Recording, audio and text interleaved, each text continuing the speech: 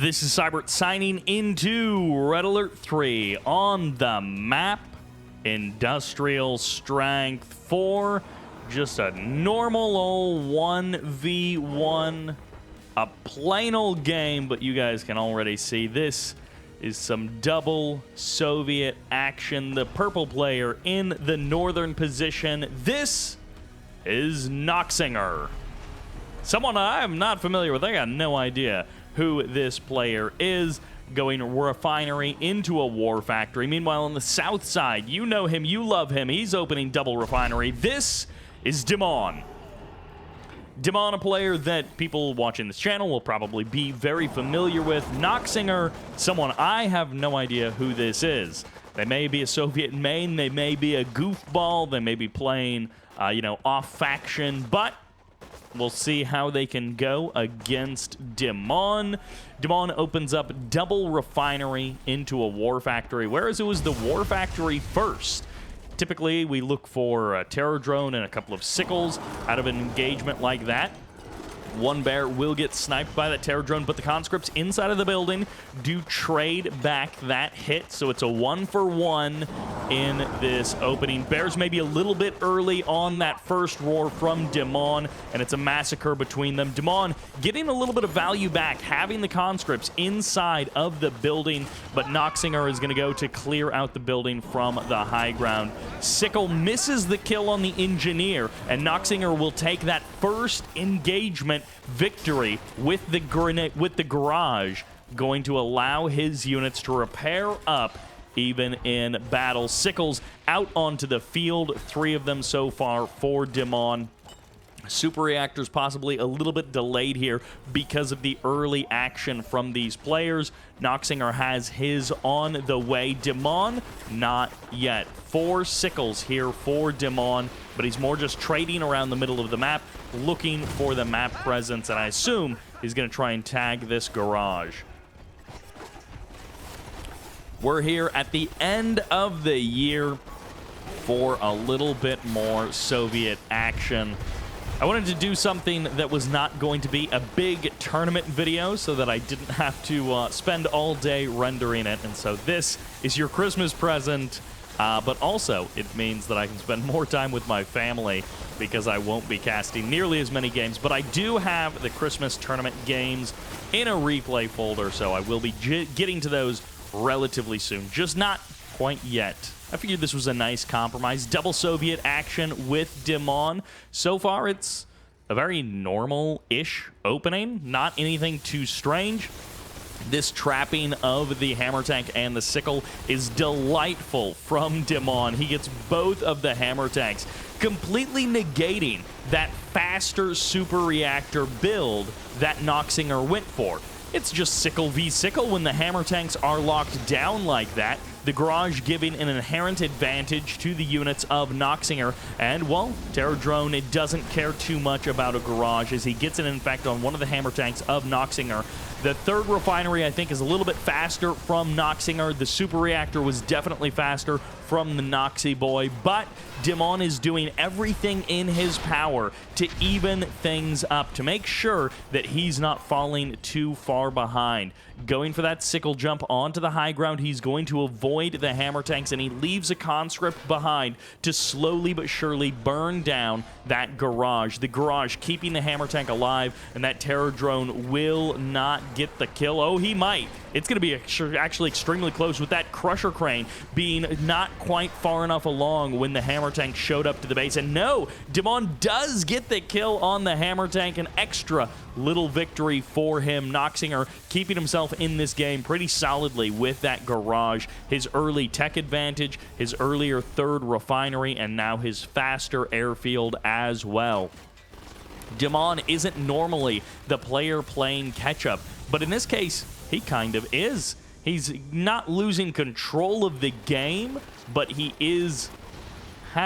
does have a weaker grasp than we are normally used to him having. Sickle's coming in for a bit of harassment. Second Harvester is untouched at the current moment. Oil derricks, one traded for the other, so no harassment around the oil derricks at this current time. Terror Drone will maybe get sniped by that Sickle. Nicely done by Dimon. He will, of course, lose the Sickles on the high ground, and Dimon has failed to kill Noxinger's garage. Sickle is going to be able to jump out of range of that ore collector, and now the Twin Blade will get the kill on the Sickle regardless. Faster tech for Noxinger, but this Harvester is going to be immediately set upon by this Terror Drone, and he didn't realize it. No, he actually was. He was fast enough. I thought he was going to pause that refinery at the last moment and keep it from constructing until he had Twin Blades over here or something, but no, he was actually paying attention. He does get the adaptive armor on that Harvester, and he is able to save it from the Terror Drone. Nicely done by Noxinger.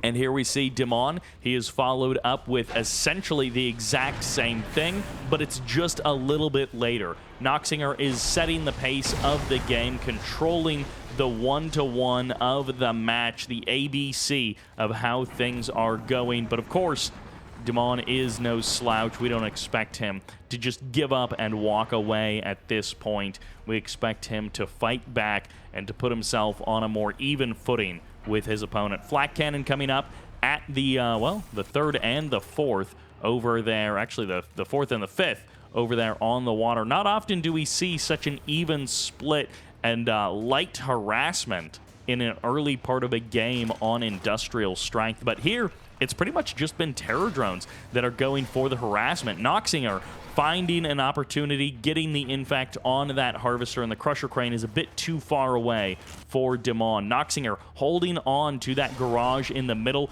and Dimon is going to add on a second Crusher Crane as well. He was not paying attention, so he did not activate that adaptive armor. He did not get the safety of that Harvester. Harvester takes a bit more damage, and every time this happens, Noxinger heals back up for free and quite quickly as well.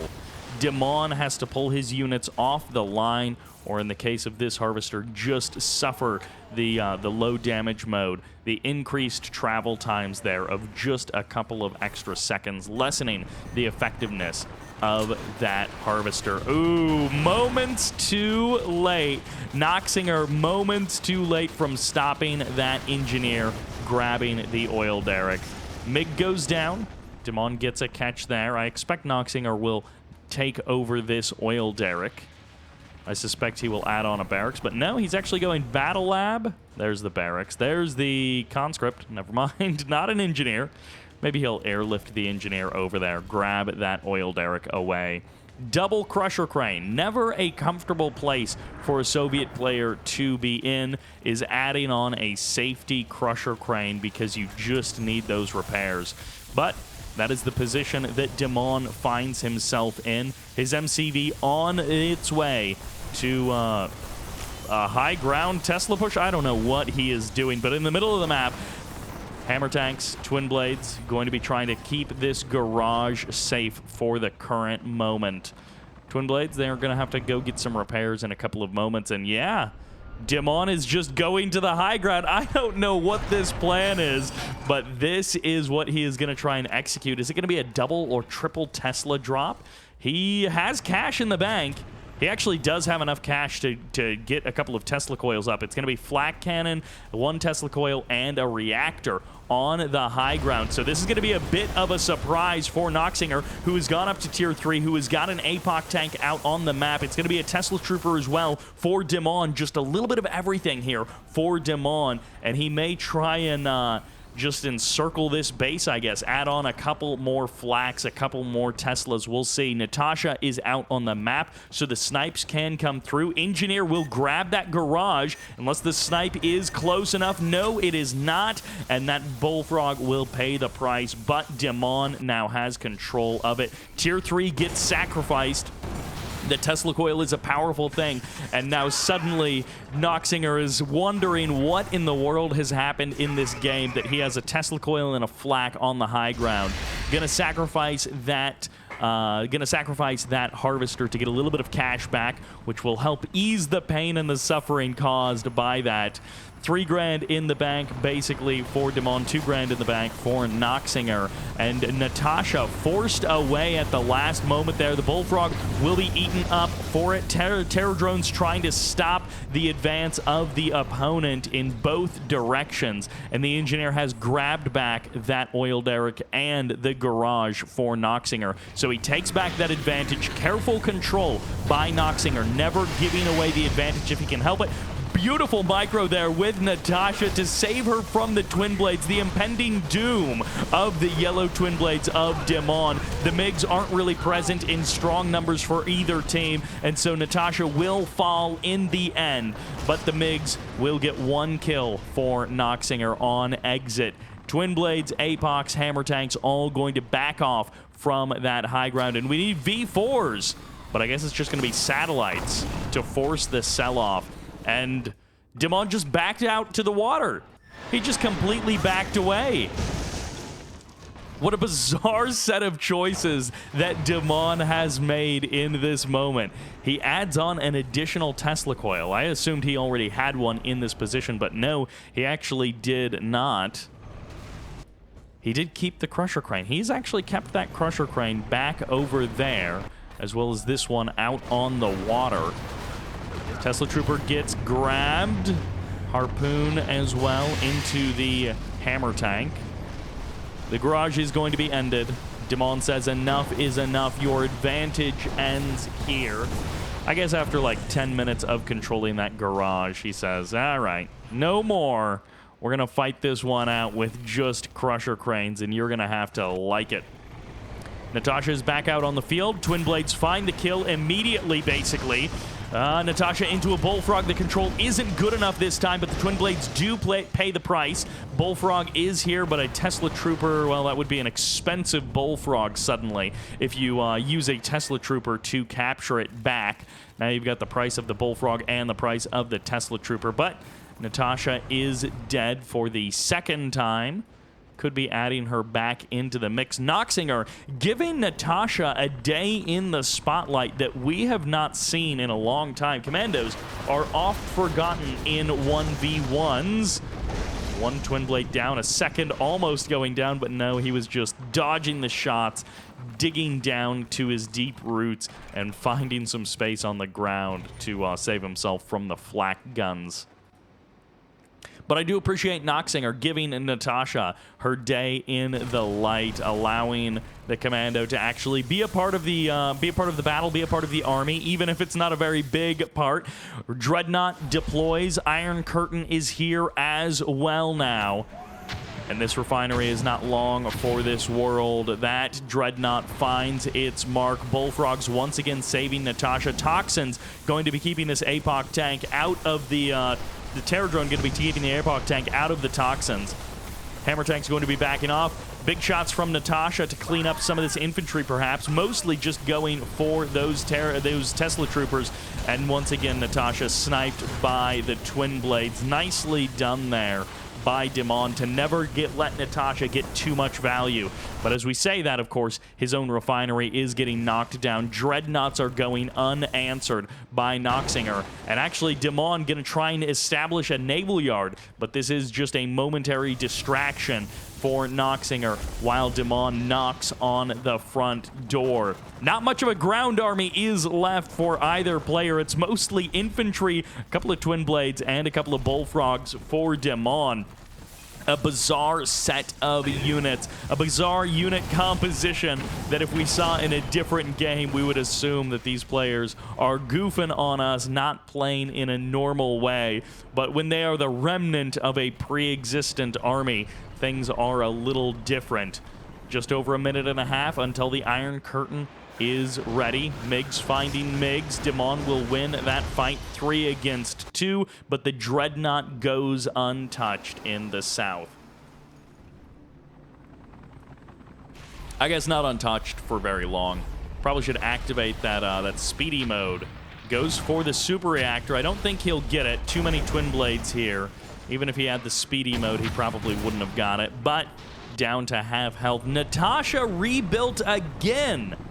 Wow, are you kidding me? I would not have expected that. Natasha a stronger presence here than perhaps ever in the history of Red Alert 3.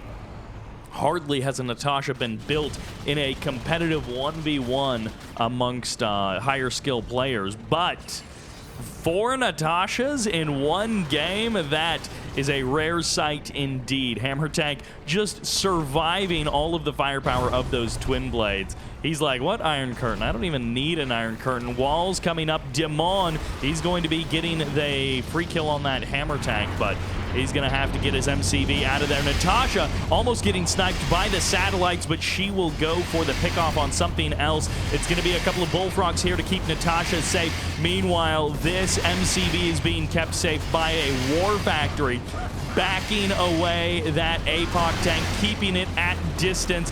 And now the APOC tank will be beset upon. Natasha goes down once again. Tesla Troopers unable to save that MCV, and the crush comes through. The magnetic harpoon draws in a bullfrog as well. Noxinger going to be finding some good value for an APOC tank. Not a common thing for a Soviet player to do. And the Iron Curtain saves it at the last second there. The Iron Curtain coming online, saving that heroic APOC tank. What need of a garage do I have when I've got an Iron Curtain and a heroic APOC that can withstand all firepower? Dreadnought gets added on. Dimon has been for a long time missing that tier 3 upgrade, that final piece of the puzzle. He is still not getting it. He may be re-adding an MCV, or he may just try and exist without an MCV and not worry about any additional build radius. Twin Blades do actually get a snipe on that heroic APOC tank.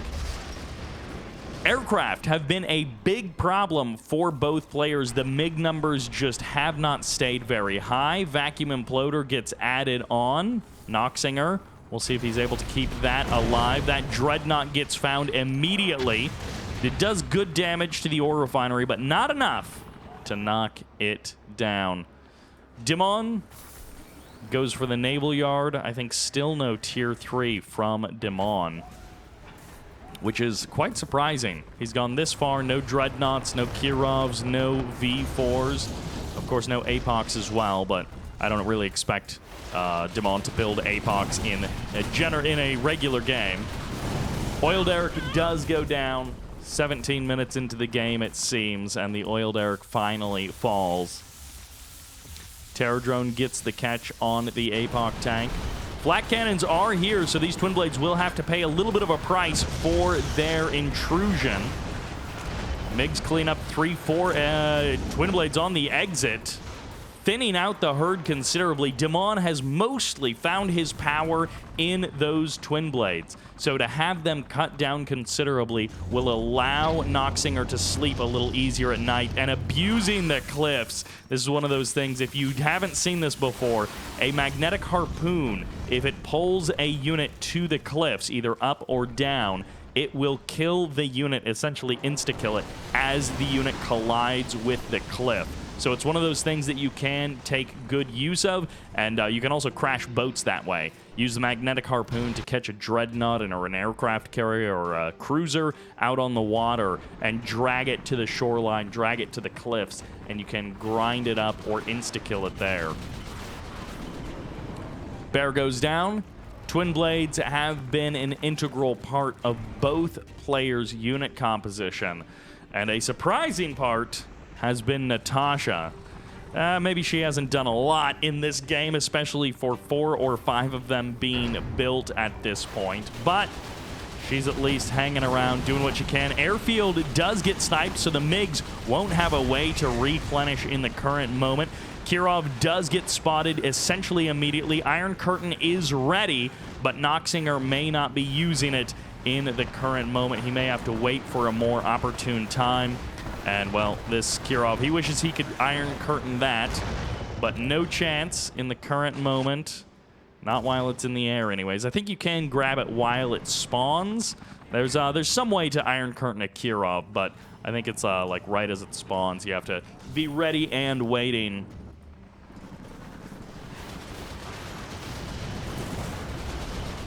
Twin Blades passing through. Migs and Bullfrogs looking for the kills. Noxinger got the kills last time. Dimon gets the kills this time. Finds another Kirov.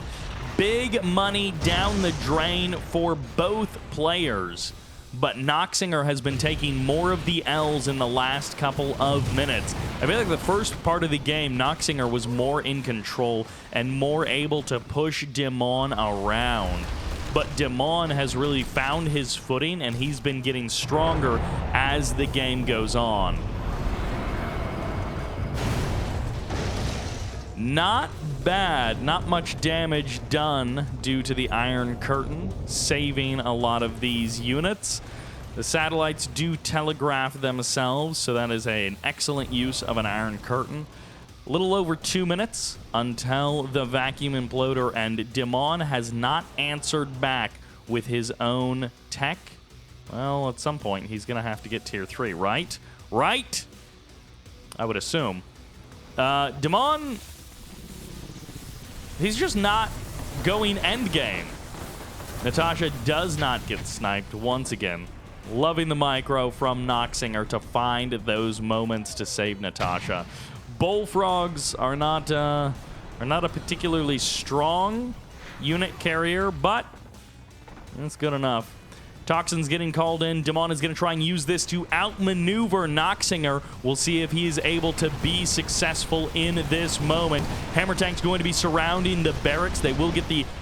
Maybe they won't get the refinery. I thought they were going to go for that refinery. 2 Hammer Tanks getting left behind, getting locked down by that Tesla Trooper. Meanwhile, the satellites come crashing in. Dimon in full evacuation mode. The Toxins and the satellites disrupting the battle plans of both players. Tesla Coil will be added on for defense. It's not much against all of the firepower that Dimon has, but it will extend out the life of that refinery.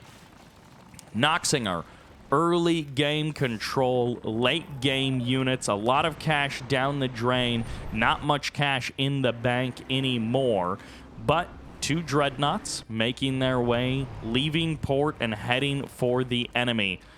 Bullfrogs in support, a couple of Stingrays as well. Noxinger tired of losing his... Well, he's going to lose this one as well. This is 4 Bullfrogs here, but this is more Twin Blades than that. Terror Drone going for the kill. Stingray does respond. Noxinger well controlled, but not enough Bullfrogs. He needs MiGs in this instance to chase away these Twin Blades, but he just doesn't have them. Dimon once again nearly getting a free kill on these Dreadnoughts. They fire their rockets, they do their damage, but it's just not enough. There's far too much air power from Dimon, and he has been too careful, but the Vacuum Imploder could change all of that. Dimon has backed off. He awaits the final call of that Vacuum Imploder. Twin Blades moving around. Noxinger is probably going to hope to catch the Twin Blades almost more than anything else. Those Twin Blades have been a huge problem for him. It's not an insta-kill with that Vacuum Imploder. Air units can dodge it.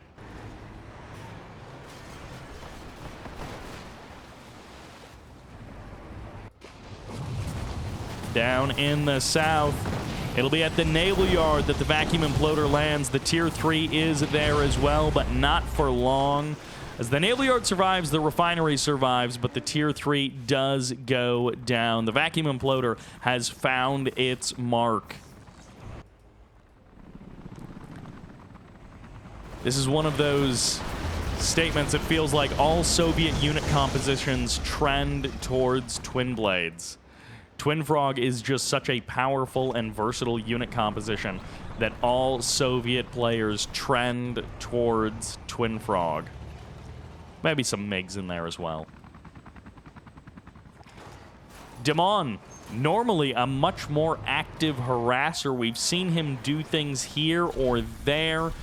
Some of it has been tried and slapped down, but Noxinger, almost more of the attacking player of the two of them. Dreadnought gets a couple of more shots, finally knocks down that refinery for like the 3rd or 4th attempt. He finally does get the kill. Iron Curtain is here, so that Dreadnought and these Bullfrogs could very well blast to pieces the Twin Blades. Dimon is probably wary of that. Would be a good time to join everything together. Use that Iron Curtain. Save this Dreadnought and the Bullfrogs and allow them to do massive damage. Only 2 of the units do get grabbed. Twin Blades immediately disengage, go into overtime. The Dreadnought needs to level this base as quickly as possible. We're waiting for the rockets to impact. What are you doing? He's wasting all of his rockets trying to hit a terror drone. A Dreadnought is trying to kill a terror drone. You have infinite rockets. He got 3 of them off. Noxinger with a big L is going to be losing his Dreadnought essentially for nothing. That was unfortunately mismanaged there. Dimon is going to catch some Bullfrogs, catch some Twin Blades as well. He has been lacking tier 3 for so long, but he is now going to be bringing the pain with the satellites. Noxinger is going to try and get out of there, but his units are caught on each other, getting dangerously close. All right, he's going to be happy that the satellites take so long to spawn in. That Bullfrog spawning at an unfortunate time. If the satellites fell any faster, they would have absolutely destroyed that army with how all of those units got caught on each other, got jumbled and messed up in their unit pathing. Natasha is here. She may get sniped once again. MiGs show up for Noxinger, and he's not going to be able to find the damage. Natasha, ever watchful, never firing. Never able to actually land the shots. Just always watching from a distance. Terror drone in the base of Dimon. Gets the scout. He's going to call in the satellites. One of these guys is going to get a little bit of cash back because of this. Power plant, refinery will probably both die. Oh no, Dimon sells them off. Bonk. Gets himself like $14 from the walls. And then some cash for the refinery. Well played by Noxinger. Finally takes down that refinery. But he has traded a lot for those couple of refinery kills. And of course, it's so long in between attacks that Dimon just rebuilds. Depleted ore mines do take longer to pay for themselves, but they get there eventually. The garage has now been gone for so long, and Iron Curtain gets added on for Dimon.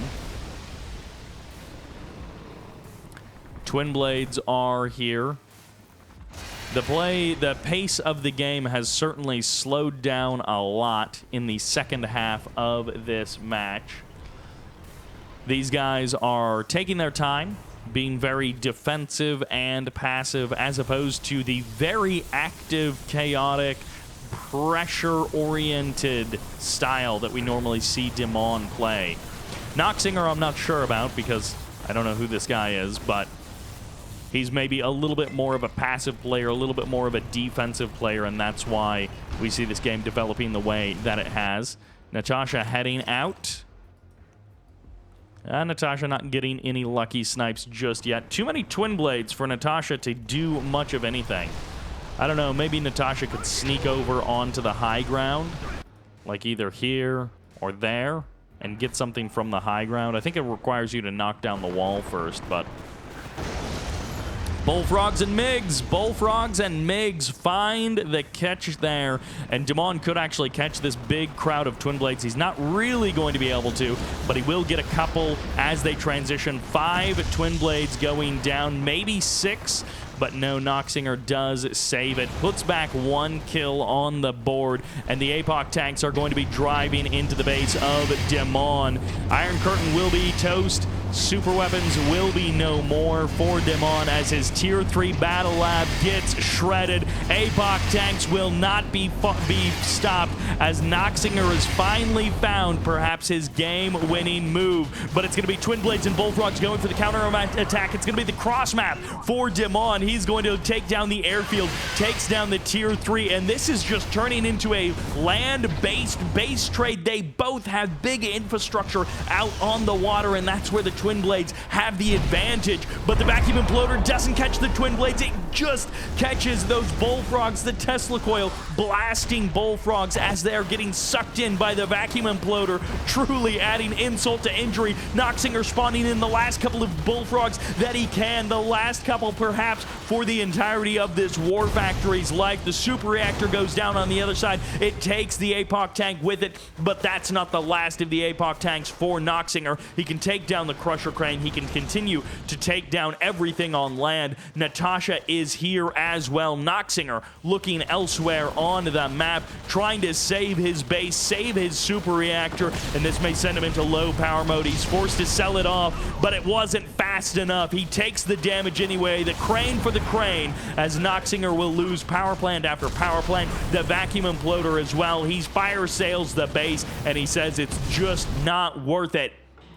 Out to the water go both of these commanders, finding themselves only on the water. The land is for the dead, and Dimon curiously leaves 2 refineries still working. He's going to get the bigger prize. The APOC tanks, one after the other. A heroic APOC as well. Without the rockets, the Twin Blades do little damage at all to an APOC tank, and 2 APOCs will be saved. Those may be game-winning APOCs in a couple of minutes.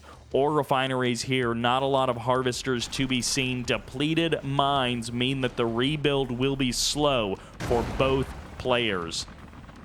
Tech reset, production reset. It's almost a game reset from these 2. Twin Blades, Bullfrogs. Twin Blades and Bullfrogs. It's hard to find a better unit composition than that. One Bullfrog will get caught and killed. Noxinger will get that catch. Satellites will be avoided. Oh no, it's toxins. Never mind. I guess we didn't see the indicator satellites coming down. The low power mode is no more. Nice pull by Dimon to save that Twin Blade. Going to be forcing the sell-off of some of these buildings and units. Well, not the sell-off of the units, but the destruction of the units. Airfield is back on the map. Going to be preserving the build radius in this base for a little while longer. Uh-oh, what was that? Okay, magnetic singularity. I was worried we might have a different support power in use, but it's going to be a magnetic singularity. Wow, both of these guys zeroed out on their bank accounts due to the huge cash losses of both sides, the huge infrastructure losses and the cash flow problems of both sides. 3 refineries versus 4. Depleted, depleted, depleted.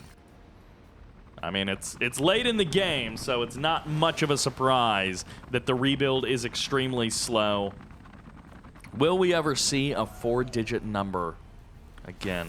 I guess we will eventually, but not in the current moment. The airfield actually had to be canceled. That's where that cash boost came from.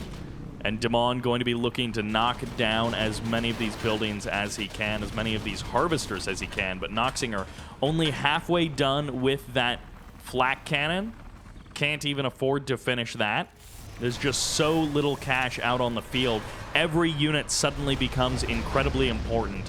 And killing off your own Bullfrog to stop the terror drone is legitimately worth it. That terror drone wasn't stopped, though. APOC tank does get the kill. Fully heroic units are worth their weight in gold in this moment.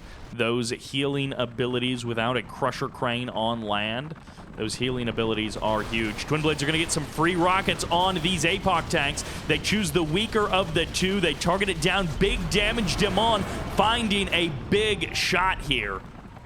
But it's not the end. Satellite gets called in on the northern refinery. Noxinger floundering, unable to make any moves. He's purely defensive for the last couple of minutes, especially. Just trying to keep his head above water, trying to keep himself alive. Twin Blade's going to pass over. Flak Cannon will get jumped on. The Flak Cannon goes down. The Satellite weakened it significantly. And with low income, you can't repair both the refinery and the Flak Cannon. Dimon did keep that Crusher Crane way out on the water, so he can keep these Twin Blades healed up. 3 of them are heroic, a couple of them double vet. Wait, is that 5 heroic Twin Blades? That's so many heroic Twin Blades. Refinery gets cleaned up. Noxinger gets a little bit of cash back. Look at that. He almost cleared 700 credits there with that cash back. Magnetic Singularity freezing these units in place for a couple of moments. Satellites crash down. Terror Drone gets the infect, and you wish you had a Crusher Crane now. This is going to be a long, slow death for that heroic APOC tank. Twin Blades will jump on the Bullfrog. So many of these Twin Blades extremely low on health, but Dimon just does not want to let them go back and heal up. There is almost nothing left on the map for either player, and yet Noxinger just can't end the game because he doesn't have anything to really go out on water. He's got these Bullfrogs ever protecting, ever trying to ward away those Twin Blades. And for a long time, Noxinger had the better income, the better economy. Yeah, both players have weak economies. But Noxinger, even though he didn't have the Twin Blades, he at least had 4 refineries, double the income of Dimon, but not now. They're suddenly on equal footing economically, and Dimon has this impressive Twin Blade army, which has been growing stronger and stronger as more and more of these units rank up and rank up. Still, it's nowhere close to over. Magnetic Singularity kind of fizzling out here, not catching anything at all. Twin Blades find a Bullfrog, they find a kill. Every unit so incredibly important. Noxinger finally getting the nearly 1K in the bank before he starts his airfield. And oh, okay, sells off a good number of stuff, so he will be able to afford some MiGs, some Twin Blades, whatever it is that he chooses to go with. It might be MiGs just to try and cut down these Twin Blade numbers. Dimon did keep alive that super reactor, and he is going to be adding on a war factory, but of course not a lot of cash in the bank. Noxinger, on the other hand, is going to be looking for those last few big plays to put himself back in this game. Sells off every reactor. He is truly pulling out all of the stops, getting every dollar that he can back in his bank account so that he can spend it on Twin Blades and MiGs. Maybe just Twin Blades, because he realizes he needs to go out over the water. This may just come down to some kind of weird base trade where the Twin Blades both end up in opposite positions on the map, and they're not able, the Bullfrogs aren't able to get back in time. But of course, because Bullfrogs can't attack anything on land, the Bullfrogs can just drive on top of each other without ever worrying about anything. Noxinger has so many Bullfrogs that it's difficult for Dimon to pick them off. Obviously, Dimon wants to pick them off one by one, and we saw him doing that earlier. Dimon now back in his ancestral home. A couple of the wall segments are still here if he wants to try and sell those off. I mean, every dollar is a dollar, but truly it would be maybe $5 between all of these wall segments. Crusher Crane, gonna be a long time before that puppy is up. Every single superpower, every single support power is extremely important. Toxins getting called in, and they will delay this Crusher Crane even more. Oh my gosh, that Harvester's so low on health. Dimon looking for the game-winning move. He is slowly expanding as he is keeping Noxinger contained, and now the satellites will come down. Airfield will give cash back to one of these players, but it's a sell-off. He just cancels it entirely. He does manage to finish his Crusher Crane, which will allow his refinery to get back online. Crusher Crane takes a big chunk of damage there. He could crush his MCV as well, which would be a nice chunk of change in the bank. Oh, is he going to let it heal up instead? Instead of spending cash on healing it up, or let it heal up and then crush it. Aircraft back on the menu soon enough. Noxinger is going to need his own scout of the map so he can call down his own support powers. I guess you can't get rid of your MCV because of the support powers. They're too valuable. Yeah, he literally unpacks his MCV so that he can do that. Magnetic Singularity pops off, but no hope there. What is this one bullfrog doing? It seems suspicious out there all on its lonesome. War Factory for the Terror Drones. A surprisingly powerful unit in this moment. The Crusher Crane is here, so it's not a game ender. But the Bullfrog and Twin Blades can be offset by the use of those Terror Drones. Bullfrog's getting locked in positions, or just getting infected, and then they have to return back home to the Crusher Crane, or they die. Magnetic Singularity forced the Harvester off the line, and Dimon is going to find an opportunity. That Bullfrog on the other side of the map, maybe he's got something sneaky in his back pocket, but he's going to be forcing the sell-off. $200 back in the bank for Noxinger, and Dimon desperately hoping to find the angle to win the game, but he doesn't quite get it. I think this is just a scout. Yeah, he realizes that he needs to start putting the pain on Dimon. He's going to be able to take down the Crusher Crane and this reactor. Dimon should sell both of those off. Maybe the Crusher Crane will survive. The super reactor is going to take a big chunk of health. No, he should have sold them. He would have at least had the cash back from them. But Dimon doesn't sell them. Low economy for both of these players. That Bullfrog heading all the way along the north side of the map. Dimon can also sell the War Factory at any point to get a bit of cash back if he needs a quick infusion to do something. But now Dimon is the one with 4 refineries out on the field. Twin Blades will be unprotected. If the Bullfrogs go down, Dimon will swoop in because twins don't kill twins. And Dimon might even try and find the moment now. More and more of his Twin Blades. He just broke off a Twin Blade to try and take it up to fully heroic status. He's hoping that he can get the kill on that Bullfrog. Dimon will get the kill. Bullfrog and the Terror Drone going down. But no more heroic Twin Blades for Dimon. GG gets called. Noxinger the writing on the wall, but unable to close it out. Noxinger, a good showing, but ultimately a very slow burn of a game. Wow. I don't remember ever seeing a resource graph that is that much in tandem. These two, over a 42-minute game, had a 2,200 credit difference between them. An incredibly close 1v1 between them, but it really did peter out at the end. That will do it for this video. Thank you all very much for watching. I hope you enjoyed it, and this is Cyber signing out.